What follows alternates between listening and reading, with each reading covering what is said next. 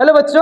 तो English grammar और spoken का सीरीज में नेक्स्ट लेक्चर हम लोग देखेंगे और नेक्स्ट लेक्चर हमारा क्या है? Lecture number 10। तो लेक्चर नंबर 10 में हम लोग देखेंगे present perfect continuous tense. Present perfect continuous tense का पहचानने का नियम क्या होता है और बनाने का नियम क्या होता है, कुछ एग्जाम्पल के माध्यम से हम लोग समझेंगे कैसे हम लोग प्रेजेंट परफेक्ट टेंस के सेंटेंस को हम लोग ट्रांसलेट करते हैं। तो सबसे पहले तो हम लोग देखेंगे पहचानने का नियम क्या होता है, कैसे हम पहचानेंगे कि कौन सा sentence present perfect continuous tense में आता है। तो पहचानने का नियम क्या है?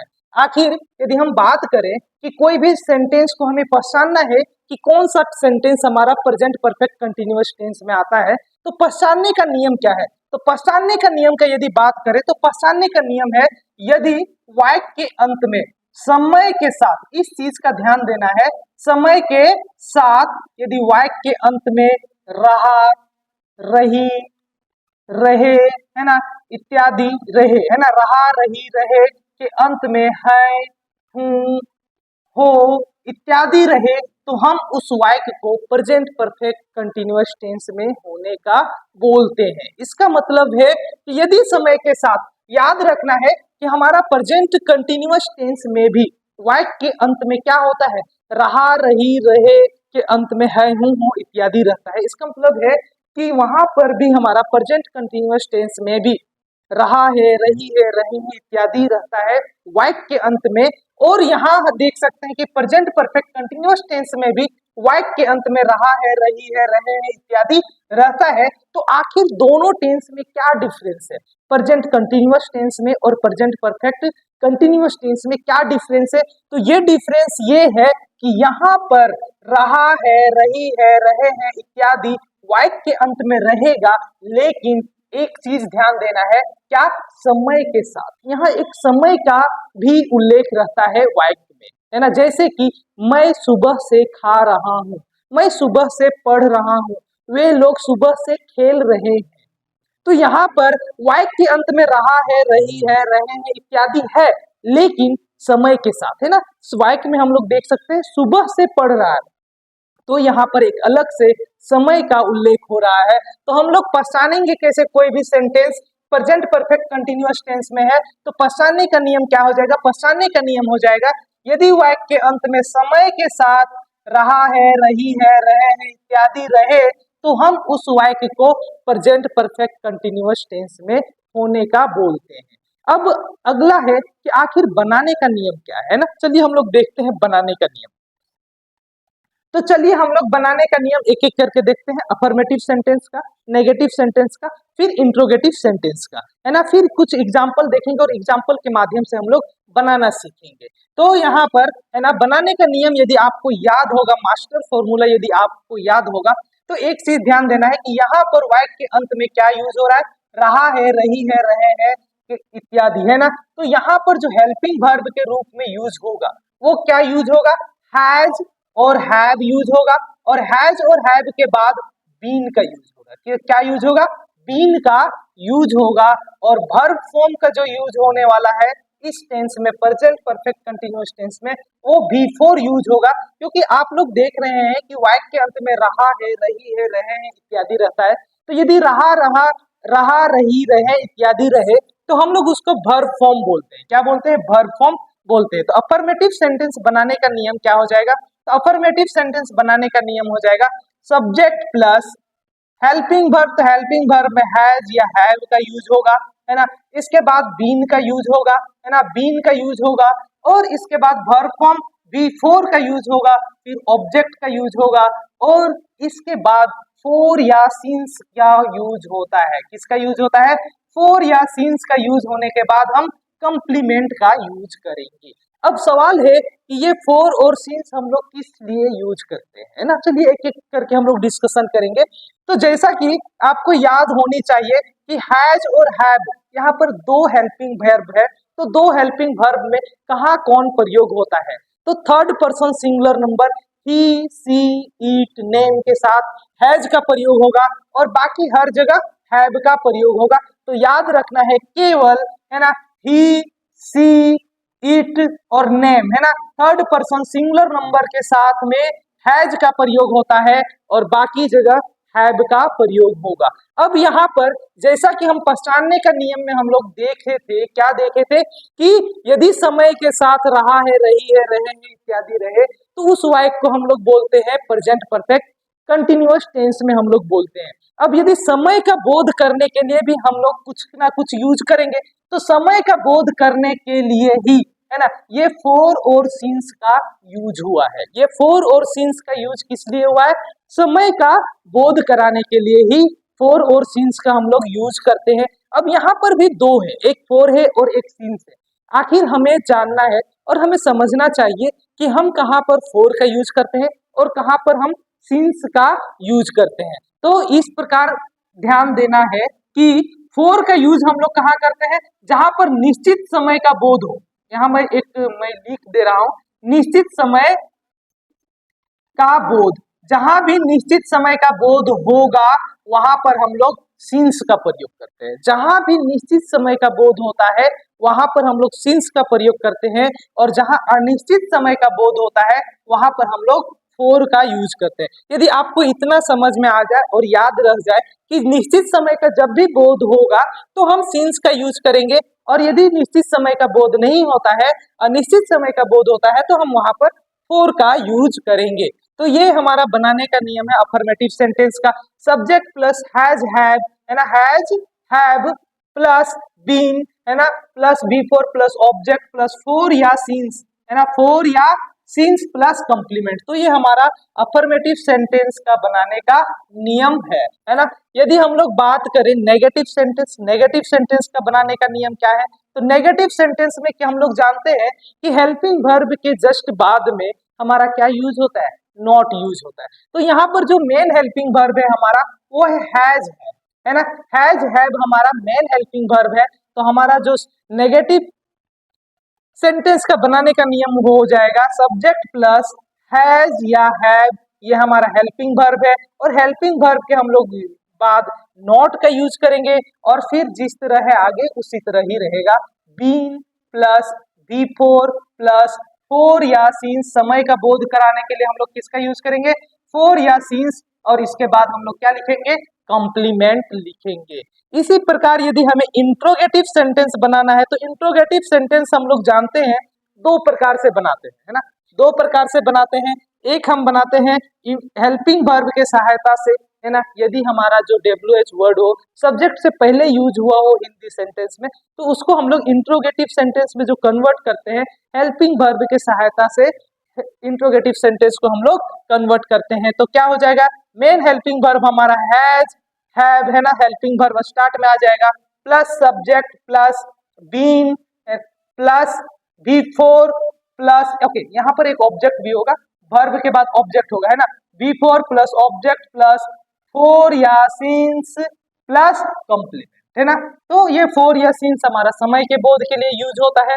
बाकी ये हमारा हेल्पिंग वर्ब की सहायता से यदि हम लोग इंट्रोगेटिव सेंटेंस को बनाते हैं, है ना, तो हम हेल्पिंग वर्ब को सब्जेक्ट से पहले लिखते हैं। तो ये तरीका को याद रखना है। यदि WH वर्ड या WH सेंटेंस का हमें ट्रांसलेशन करना है तो बनाने का नियम क्या हो जाएगा? WH प्लस हैज या हैव हेल्पिंग वर्ब होता है ना। फिर इसके बाद हमारा subject plus been plus before plus object plus for या सिंस, क्योंकि जो हमारा स्ट्रक्चर है वो वैसे ही रहता है, और अंत में हम कॉम्प्लीमेंट का यूज करते हैं। तो ये हमारा प्रेजेंट परफेक्ट कंटिन्यूअस टेंस का पहचानने का नियम है। समय के साथ रहा है, रही है, रहे हो इत्यादि रहे तो हम उस वाक्य को प्रेजेंट परफेक्ट कंटिन्यूअस टेंस में बोलते हैं।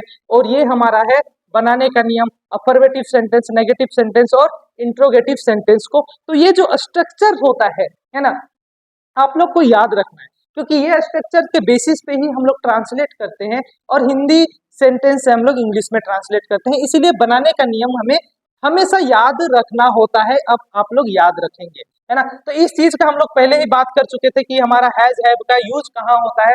प्रेजेंट परफेक्ट टेंस यदि लेक्चर नंबर 9 आपने देखा होगा तो लेक्चर नंबर 9 में आप देखे होंगे कि third person singular number he, she, it के साथ ही हैज का यूज होता है, बाकी के साथ में हैव का यूज होता है। चलिए अब एक एग्जाम्पल देखते हैं और उसको हम लोग ट्रांसलेट करते हैं। तो एक एग्जाम्पल है हमारा, मैं सुबह से खेल रहा हूं, सुबह से खेल रहा हूं, है ना। यहाँ पर है कि मैं सुबह से खेल रहा हूं, है ना, मैं सुबह से खेल रहा हूं।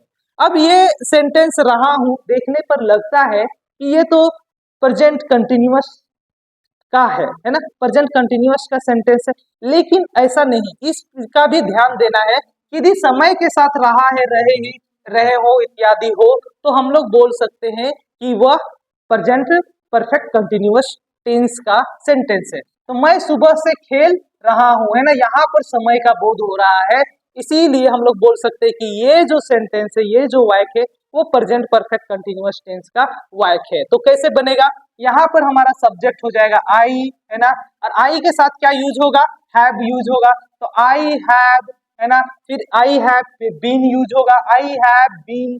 इसके बाद हमारा हमारा वर्ब कौन है, वर्ब है हमारा खेलना, और खेलना का होता है इंग्लिश प्ले, और उसका बी फोर यूज होगा, है ना, रहा रही रहे फॉर्म है इसलिए बी फोर यूज होगा, तो प्ले का बी फोर हमारा हो जाएगा प्लेइंग, क्या हो जाएगा, playing. So I have been playing. इसके बाद यहाँ पर ध्यान देना है कि यहाँ पर ऑब्जेक्ट नहीं है, लेकिन यहाँ पर अब हमें कंप्लीमेंट लिखना है ना, तो कंप्लीमेंट अंत में लिखना है। तो यहाँ सुबह से, यदि आज सुबह से बात हो रहा है तो वो तो एक निश्चित समय हो गया, है ना, आज का यदि बात हो रहा है कि आज सुबह से मैं खेल रहा हूं, तो एक निश्चित समय का बोध हो रहा है। तो निश्चित समय का जब बोध होता है तो उस टाइम हम लोग क्या प्रयोग करते हैं, सिंस का प्रयोग करते हैं। तो क्या हो जाएगा, I have been playing since morning, क्या हो जाएगा, I have been playing since morning, है ना। तो इस चीज का ध्यान देना है कि यदि निश्चित समय का बोध हो तो सिंस का प्रयोग करेंगे, और यदि निश्चित समय का बोध नहीं हो तो हम फोर का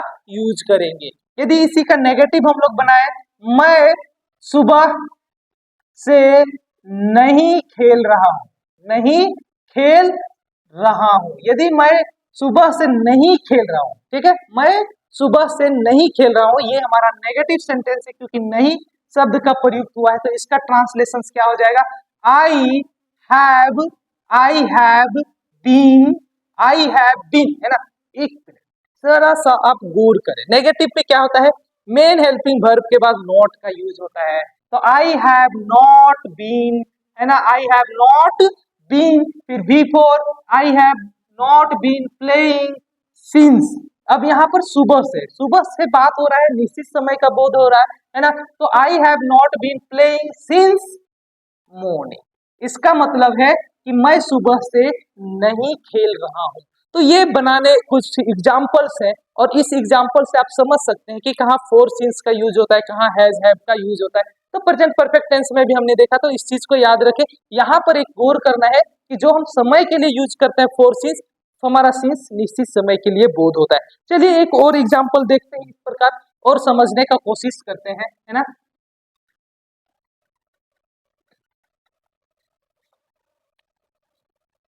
वह वर्षों से पढ़ रहा है, वह वर्षों से पढ़ रहा है ना। यहाँ पर हमारा काम जो हो रहा है, क्या किसका काम हो रहा है, पढ़ने का काम हो रहा है, लेकिन यहाँ पर समय का बोध हो रहा है, क्या है, समय का बोध हो रहा है। तो हम लोग बोल सकते हैं ये सेंटेंस जो है प्रेजेंट परफेक्ट कंटिन्यूअस टेंस का सेंटेंस है। तो हम लोग इसको यदि ट्रांसलेट करेंगे तो ये अफर्मेटिव सेंटेंस है। तो प्रेजेंट परफेक्ट कंटिन्यूअस टेंस का जो अफर्मेटिव सेंटेंस बनाने का नियम है, उसी के बेसिस पे हम लोग इसका ट्रांसलेशन करेंगे। सो सब्जेक्ट हमारा क्या है, वह ही हो जाएगा, है ना, और ही हमारा क्या है, थर्ड पर्सन सिंगुलर नंबर है, तो हेल्पिंग वर्ब के रूप में हैज का यूज होगा। तो ही हैज, इसके बाद हमारा क्या हो जाएगा, बीन, ही हैज बीन। और पढ़ने का इंग्लिश क्या होता है, रीडिंग या स्टडी भी हम लोग बोल सकते हैं। तो स्टडी का हम लोग बिफोर बनाएंगे तो क्या हो जाएगा, स्टडीइंग हो जाएगा, क्या हो जाएगा, स्टडीइंग हो जाएगा, है ना, studying, he has been studying. अब यहाँ पर एक चीज ध्यान देना है, वर्षों से, कितने वर्षों से, कोई निश्चितता नहीं है, कोई निश्चित है नहीं है, यहाँ निश्चित समय का बोध नहीं हो रहा है। तो इस केस में यहाँ पर यूज होगा फोर यूज होगा, है ना, क्योंकि निश्चित समय का जब बोध होगा तो सिंस यूज होगा, और अनिश्चित समय का यदि बोध होगा तो फोर यूज होगा। तो क्या हो जाएगा, he has been studying for years. Years का मतलब है कि बहुत सालों से, है ना, वर्षों से। तो यहाँ पर कोई निश्चित समय का बोध नहीं हो रहा है, इसलिए हम लोग फॉर यूज करेंगे, सिंस यूज नहीं करेंगे। तो इस प्रकार आप लोग प्रैक्टिस कर सकते हैं प्रेजेंट परफेक्ट कंटिन्यूअस टेंस का, सेंटेंस का। आप लोग किसी बुक से प्रैक्टिस करें, है ना। तो ट्रांसलेशंस का भी मैं एक सीरीज लाऊंगा, लेकिन यदि आप लोग ग्रामर सीख रहे हैं ना, आप लोग ग्रामर सीख रहे हैं, तो ग्रामर के साथ में प्रैक्टिस करना बहुत जरूरी है। यदि आप प्रैक्टिस नहीं करेंगे तो ग्रामर का जो अंडरस्टैंडिंग है ना, ये सारा जो बनाने का नियम्स है ना, रूल्स है, बनाने का नियम्स है, वो कभी जल्दी याद होता नहीं है। तो वो प्रैक्टिस से ही आपके दिमाग में याद होगा और आपके दिमाग में बैठेगा। इसीलिए कोई भी बुक उठा सकते हैं या कहीं से भी आप लोग एग्जाम्पल ले सकते हैं और प्रेजेंट परफेक्ट कंटिन्यूअस टेंस का, सेंटेंस का, ट्रांसलेशंस का प्रैक्टिस एक्सरसाइज को आप लोग बनाते रहें, प्रैक्टिस करते रहें। फिर और साथ में अब मेरे साथ भी जुड़े रहें।